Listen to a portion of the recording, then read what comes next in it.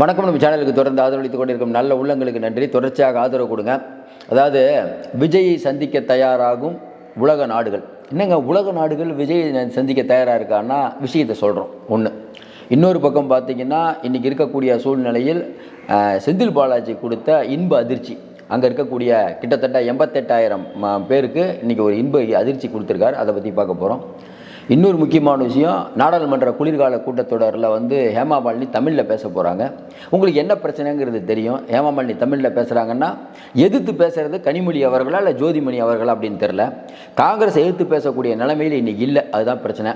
ஏன்னா காங்கிரஸ் இன்றைக்கி விஜய் அப்படிங்கிற விஷயத்தில் அமைதி காத்து கொண்டிருக்கிறது. இப்படிப்பட்ட சூழ்நிலையில் இன்றைக்கி வரக்கூடிய நாட்கள் திமுகவுக்கு 7.5 முடியும்.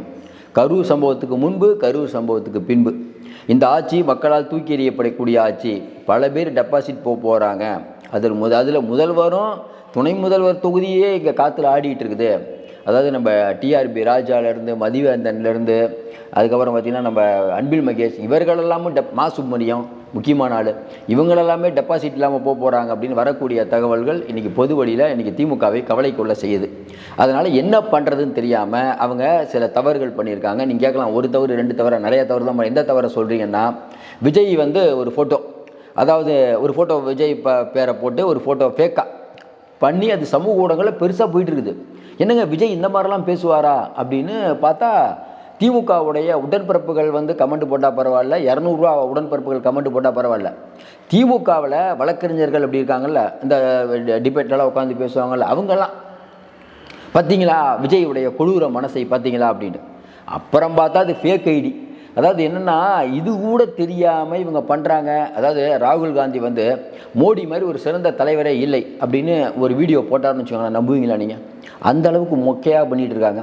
தொடர்ந்து நம்ம சொல்லிகிட்டு இருக்கோம், இந்த ஆட்சி அப்படிங்கிறது இது ஒரு ஃபோட்டோ ஷூட் ஆட்சி. அல்வா வீடியோ, அப்பா வீடியோ இப்படி என்று வீடியோக்களை மட்டுமே நம்பி இருக்கக்கூடிய ஆட்சி அப்படின்னு நம்ம ஏற்கனவே சொன்னோம். அது ஓரளவுக்கு உறுதியாகலை, முழுமையாக உறுதியாகிடுச்சு. இந்த திமுக ஆட்சி வரக்கூடிய 2026 எல்லாம் எண்ணிட்டு இருக்காங்க. ஏப்ரல் மாதம் தேர்தல் வரப்போகுது.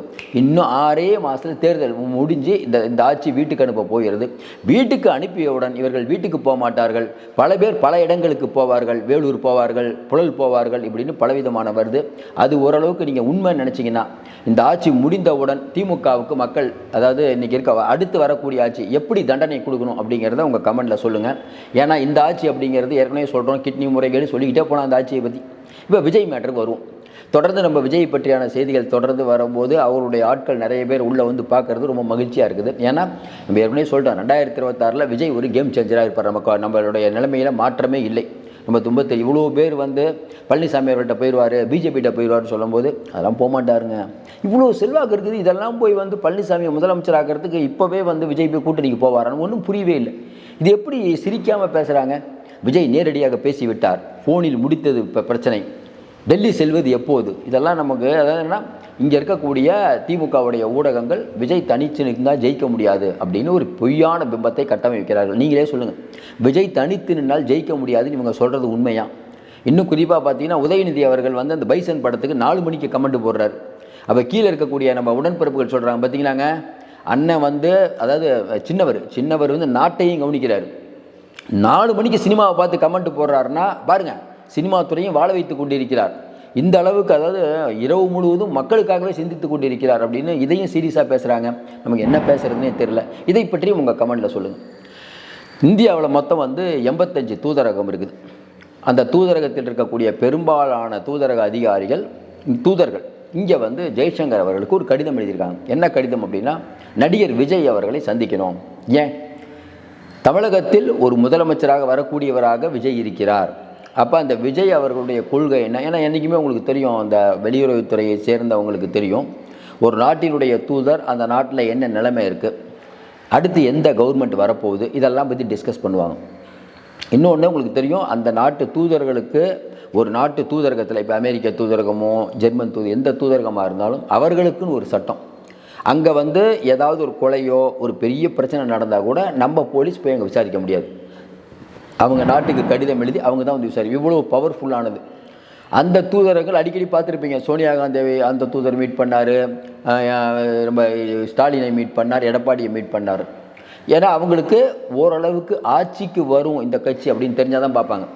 இப்போ தொல் திருமாவளவன் அவர்களையோ சீமான் அவர்களையோ நிறைய பேர் இருக்காங்கல்ல, ஜவஹர்லால் அவர்கள் சொல்லிக்கிட்டே போகலாம், இவங்களெல்லாம் இது வரைக்கும் பார்க்க மாட்டாங்க. ஏன்னா அவங்கெல்லாம் அந்த எண்ணிக்கை இல்லை, ஆட்சிக்கு வரக்கூடிய அளவுக்கு அவர்களிடம் அந்த பர்சன்டேஜ் இல்லை.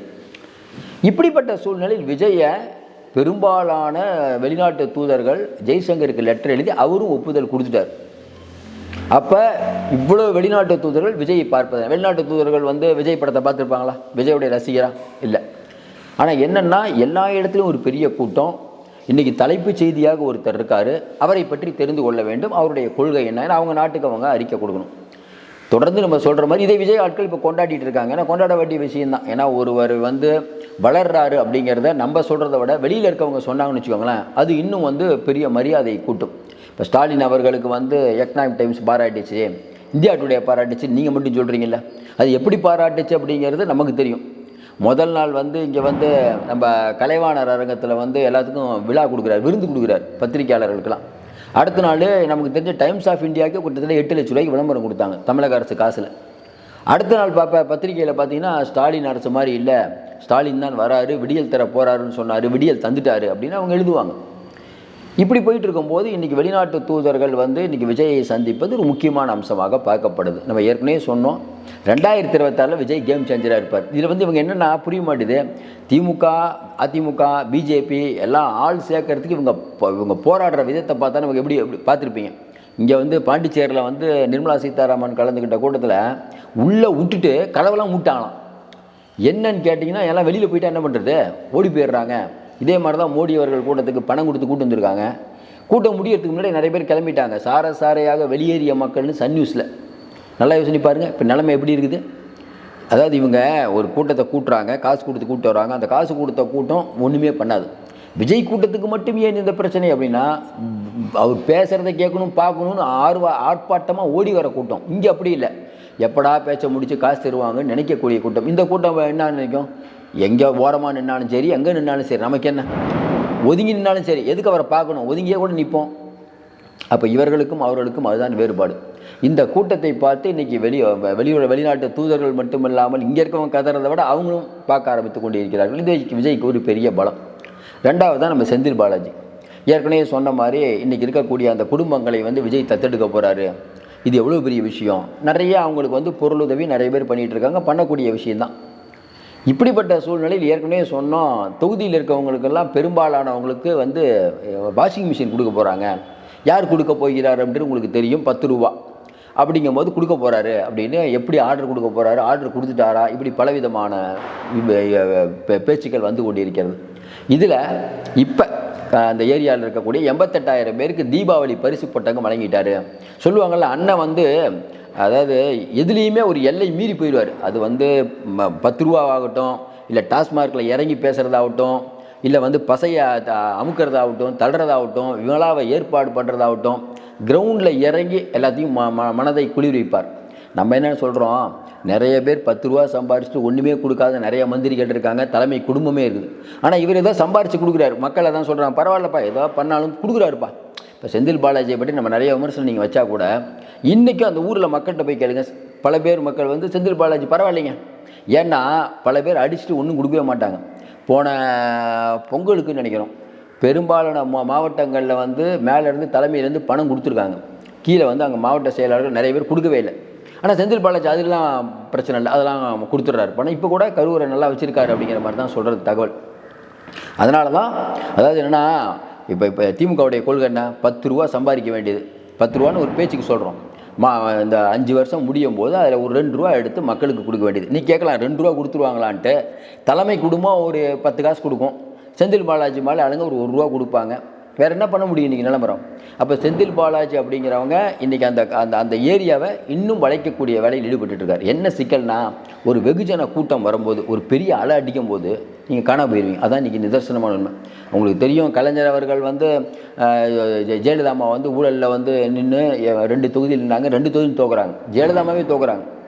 கலைஞர் அவர்களும் பரிதியில் முடிஞ்சு 2 பேர் தான் ஜெயித்தாங்க ஒரு தேர்தல். அதனால் ஒரு அலை அடிக்கும் போது எல்லாம் காண போயிடுவாங்க. அப்போ அலை அடிக்கும் போது நீங்கள் நிற்கணும்னா, செந்தில் பாலாஜி ஏன் இவ்வளோ இறங்கி வேலை செய்கிறாருன்னா, அவர் தொகுதியிலே வேலை செய்கிறார். ஏன்னா இதுக்கு முன்னால் வேலை செய்யலை, அப்படியே ஜெயிச்சிடலான்னு நினச்சார். இப்போ என்னென்னா அவருக்கே பயம், அலையில் நம்மளும் அடிச்சுட்டு போயிட்டோம்னா என்னென்னா முதல்ல எம்எல்ஏ ஆகணும் இல்லை. அதனால் செந்தில் பாலாஜி பல வேலைகளை பண்ணி கொண்டிருக்கிறார் அப்படிங்கிறது அடுத்த செய்தி. அடுத்த செய்தி நாடாளுமன்றம். ஏற்கனவே நம்ம சொன்ன மாதிரி நாடாளுமன்றத்தில் இப்போ குளிர்கால கூட்டத்தொடர் ஹேமா மாலினி அவர்கள் பேச போகிறாங்களாம். ஓம் பிர்லா அனுமதி கொடுப்பாரான்னு கேட்க மாட்டீங்க, நீங்கள் கொடுத்துருவார். என்ன பேசுவாங்க? தமிழக அரசு காரணம், தமிழ்நாட்டில் இருக்கக்கூடிய காவல்துறை இவ்வளோ பேர் இவ்வளவு மோசமான ஏற்பாடுகளை செஞ்சுருக்காங்க, ஒட்டுமொத்தமாக இவர்கள் தான் காரணம் அப்படின்னு நாடாளுமன்றத்தில் பேசுனா அதற்கு ஜோதிமணி விளக்கம் கொடுப்பாரு. நிறைய பேர் சொல்கிறாங்க ஜோதிமணி வந்து ஜோதிமணி எப்படி விளக்கம் கொடுப்பாங்க? காங்கிரஸோட ஸ்டாண்ட் என்ன? கேட்க வேணுங்கப்பட்ட ரொம்ப தெளிவாக சொல்லிட்டார்ல, யாரையும் நாங்கள் குறை சொல்ல மாட்டாங்க. அதாவது செல்வ பிறந்தக்கு விஜய் மேலே தப்புங்கிறார். மாணிக் தாக்கூர் இல்லை அப்படிலாம் நம்ம சொல்லிட முடியாது அப்படிங்கிறார். மாணிக் தாக்கூர் ராகுல் காந்திக்கு நேரடியாக வேண்டிப்பட்டவர். இப்போ என்ன நடந்துக்கிட்டு இருக்குது? இன்னொரு பக்கம் KS அழகிரி, இல்லை நாங்கள் ஆட்சியில் பங்கு வேணுங்க. KS அழகிரி எப்படியும் வார்த்தையெல்லாம் அவ்வளோ ஈஸியாக விட்டுற மாட்டார். ஆட்சியில் பங்கு வேணுங்க, முடிஞ்சு போச்சா கதை. செல்வ பிறந்தக்கு மட்டும்தான் சொல்லிட்டு இருக்காரு திராவிட மாடல் அரசு தான் வேணும்னு. பெரும்பாலான தலைவர்கள் ரூட்டை வேறு மாதிரி எடுக்க காங்கிரஸ் பார்த்துட்ருக்குல்ல. காங்கிரஸ் எப்படி பார்க்கும்? பீகார் தேர்தல் முடிஞ்சு காங்கிரஸ் மட்டும் ஜெயிச்சிருச்சு. இப்போவும் சொல்கிறேன், எழுதி வச்சுக்கோங்க. பீகாரில் காங்கிரஸ் ஜெயிச்சிருச்சுன்னா அதுக்கப்புறம் காங்கிரஸ் வந்து அது வேறு ரூட்டில் போகும். ஏன்னா அவங்களுடைய நிலைமை என்னென்னா ஏதோ ஒரு வெற்றி வேணும் அவங்களுக்கு. அதனால் அவங்க ஒரு அமைதியாக இருந்துகிட்ருக்காங்க. இன்னும் குறிப்பாக சொல்லணுன்னா திமுகவுடைய கூட்டணி கட்சிகள் நல்லா யோசனை பாருங்கள். திருமாவளவன் விஜய் அரெஸ்ட் பண்ணுங்கிறாரு. இந்த பக்கம் பார்த்தீங்கன்னா அவங்க கட்சிக்காரங்க எப்படி பேசுகிறது உங்களுக்கு தெரியும். இந்த பக்கம் பார்த்தீங்கன்னா மற்ற எல்லாருமே கூட்டணியில் இருக்க எல்லாருமே விஜயை குறை சொல்கிறாங்க. ஆனால் ரொம்ப தெளிவாக இது வரைக்கும் விஜயை காரணரே பண்ணாமல் ராகுல் காந்தி நினச்சிருந்தா விஜயை சொல்கிறது எவ்வளோ நேரம் ஆயிருக்கும் சொன்னாரா? ஒன்று வேணால் நம்ம இதில் நம்ம பேர் கும்பமேளா நடக்கும்போது பிஜேபி அரசின் தோல்வி சொன்னாரா இல்லையா ராகுல் காந்தி? ஆனால் இன்றைக்கி என்ன ஸ்டாண்ட் எடுக்கிறாரு? யாரையும் நான் குறை சொல்ல மாட்டோம். ஏன் இந்த காரணம்? திமுகவையும் ஒரே இடத்துல, விஜயும் ஒரே இடத்துல. இதானங்க விஜய்க்கு தேவை. விஜய் நாளைக்குன்னா காங்கிரஸோட கூட்டணியை வைக்க மாட்டாரா? விஜய் நினச்சிட்டு இருக்காரு காங்கிரஸோட கூட்டணி வச்சா. சில பேர் சொல்கிறாங்க இப்படி நடந்தால் ஒருவேளை காங்கிரஸும் விஜயும் கூட்டணி சேர்ந்தால் நீங்களே சொல்லுங்கள், காங்கிரஸும் விஜயும் கூட்டணி சேருதுன்னு வச்சுக்கோங்க. திமுக 3வது இடங்கிறாங்க. நீங்கள் ஓகே, நீங்கள் வந்து இதை உடன்பட்டீங்கன்னா கமெண்ட்டை போடுங்க. ஒரு பக்கம் திமுக கூட்டணி, இன்னொரு பக்கம் அதிமுக கூட்டணி, இன்னொரு பக்கம் விஜய் காங்கிரஸ். விஜயும் காங்கிரஸும் வந்தால் விஜய் இப்போ கொள்கையில் முழங்குவார், டக்குன்னு அவரும் போயிடுவார். அவர் போயிட்டால் கம்யூனிஸ்ட்டும் போயிடுச்சுன்னா திமுக மட்டும் தனியாக இருக்க வேண்டியதான். என்னங்க இதெல்லாம் நடக்குமான்னா? பழம் நழுவி பாலில் விழுந்ததுன்னு கலைஞர் சொன்னார். கடைசியாக வந்து விஜயகாந்த் வந்தாரா? மக்கள் நல கூட்டணி போட்டு இவரை மொக்கையாக்குனாரா இல்லையா? கலைஞருக்கே அந்த நிலைமைனா இவரெல்லாம் ஏமாத்திரம். அதனால் ஏகப்பட்ட விஷயங்கள் நடக்கும். நாடாளுமன்றத்தில் பெரிய லெவலில் வரப்போகுது அமளி. விஜய்க்கு யாரும் ஆதரவில்லை என்று நினைக்காதீர்கள். பிஜேபி பேசும். பிஜேபி வைக்கக்கூடிய செக் எடுத்து திமுகவுக்கு, இன்னொரு பக்கம் விஜயை வர வைக்கிறதுக்கு. திமுகவுக்கு செக் வச்சா திமுக எம்பிகள் மட்டும் பேசுவாங்க. நாடாளுமன்றத்தில் பார்த்தீங்கன்னா ஒரு பிரச்சனை வரும்போது, இப்போ வக்பு வாரிய பில்லோ, பொது சிவில் சட்டமோ, ஒரே நாடு ஒரே தேர்தல், இதுக்கெல்லாம் பார்த்தீங்கன்னா யார் ஆதரவு கொடுப்பா? திமுக வந்து எதிர்த்து பேசும், காங்கிரஸும் எதிர்த்து பேசும். ஆனால் இந்த தொகுதி மறுசீரமைப்பு இருக்குல்ல, அதில் வந்து காங்கிரஸ் ரொம்ப எச்சரிக்கையாக இருக்கும், ரொம்ப பேசாது. அதேமாதிரி இந்தி மேட்டரில் காங்கிரஸ் ரொம்ப எச்சரிக்கை. அது அகில இந்திய பிரச்சனை, அது ரொம்ப காங்கிரஸும் பிஜேபியும் ஒன்றா இருக்கும். இதில் காங்கிரஸ் அமைதியாக இருக்கும். நிறைய பேர் சொல்கிறாங்க ஜோதிமணி பேசுவார்கள், எழுதி வைத்துக் கொள்ளுங்கள். ஜோதிமணி இதில் பேசவே மாட்டாங்க. காங்கிரஸ் ஹைகமாண்டை மீறி ஜோதிமணி பண்ணிடுவாங்களா? அதனால் அரசியல் பலவுகள் இருக்கிறது. நம்ம ஏற்கனவே சொன்ன மாதிரி கொஞ்ச நாளாக அரசியல் எப்படி போயிட்டு இருக்குது. திரும்ப அவர்கள் அடிப்பட்டது, அது ராஜீவ்காந்தி அந்த மேட்ரு வேறு பெரிய அளவுக்கு போய் ஏன் SC/ST ஆணையத்தில் ஒளிந்து கொண்டிருக்கிறீர்கள் திரும்பங்கிற அளவுக்கு நீங்கள் சமூக ஊடகங்களில் போயிடுச்சு. ஜாதி பிரச்சனை அங்கே எப்படி சார் வந்தது? இதெல்லாம் ஒரு மேட்ரு ஆக்குறாங்களே. முதல்ல இந்த SC/ST ஆக்டை க்ளோஸ் பண்ணுங்கிற மாதிரி எவ்வளோ பேர் பேச ஆரம்பிச்சு விட்டார்கள். திருமாவளவனே 7:30 இருக்கார். இப்போ இந்த பக்கம் பார்த்தா உதயநிதி அவர்கள் பைசன் படத்துக்கு அந்த ட்வீட் 4 மணிக்கு போடுறாரு. நல்லா யோசனை பாருங்கள், மக்கள் பிரச்சனையை விட்டு 4 மணிக்கு ட்வீட் போடுறாரு. இது ஃபஸ்ட்டு டைம் இல்லை. கழகத் தலைவன் பார்த்தீங்கன்னா நம்ம இவர் சுகாதாரத்துறை அமைச்சர்கிட்ட CM கேட்குறாரு, எனது அமரன் படம் பார்த்து நெகிழ்ந்துட்டேங்கிறாரு, ஜெய்பீம் பார்த்து நெகிழ்ந்துட்டேங்கிறாரு. ஆனால் லாக்அப் டெத் நடக்குது, அதை பார்த்து நெகிழ மாட்டீர்களே அப்பான்னு நம்ம கேட்க வேண்டியதாகுது. அதனால் பேசுவதற்கு நிறைய ஆகுது. இந்த ஆட்சி இந்த 2024 முடிவடைய போகிறது நினச்சிங்கன்னா கமெண்ட்டில் சொல்லுங்கள். திருமா அவர்கள் மக்களிடம் அம்பலப்பட்டு விட்டார். VCK அப்படிங்கிற ஒரு கட்சி இந்த 5 வருடங்களில் அம்பலப்பட்டதுன்னு நினச்சா உங்கள் கமெண்ட்டில் போடுங்க. உங்கள் கமெண்ட்டை நாங்கள் எதிர்பார்க்குறோம். தொடர்ந்து உதயநிதி அவர்கள் தமிழ்நாட்டுக்கு சிறப்பாக சேவையாற்றி கொண்டிருக்கிறார் நினச்சாலும் கமெண்ட்டில் போடுங்க. தொடர்ந்து நிறைய அண்மை தகவலை தந்துட்டுருக்கோம். தொடர்ந்து நீங்கள் ஆதரவு தந்துட்டுருக்கீங்க. உங்கள் கமெண்ட் நிறையா போட்டுட்ருக்கீங்க, ரொம்ப மகிழ்ச்சி. தொடர்ந்து ஆதரவு கொடுங்கள். இன்றைக்கி இருக்கக்கூடிய சூழ்நிலையில் இன்னும் நிறையா 2-3 மேட்டர் நிறையா பேச வேண்டியது. தொடர்ந்து நீங்கள் கொடுக்குற ஆதரவு தான் எங்களுக்கு. ஏன்னா எங்கள் வீடியோ இவ்வளோ நேரம் பார்க்கும்போது உங்களுக்காக தகவல்களை திரட்டி நேர்மையாக கொடுக்க வேண்டியது என்னோட கடமை நினைக்கிறோம். தொடர்ந்து ஆதரவு கொடுப்பதற்கு நாங்கள் என்ன கைமாறு செய்ய போகிறோம்னு தெரில. தொடர்ந்து ஆதரவு கொடுங்கள். மீண்டும் சந்திப்போம். நன்றி, வணக்கம்.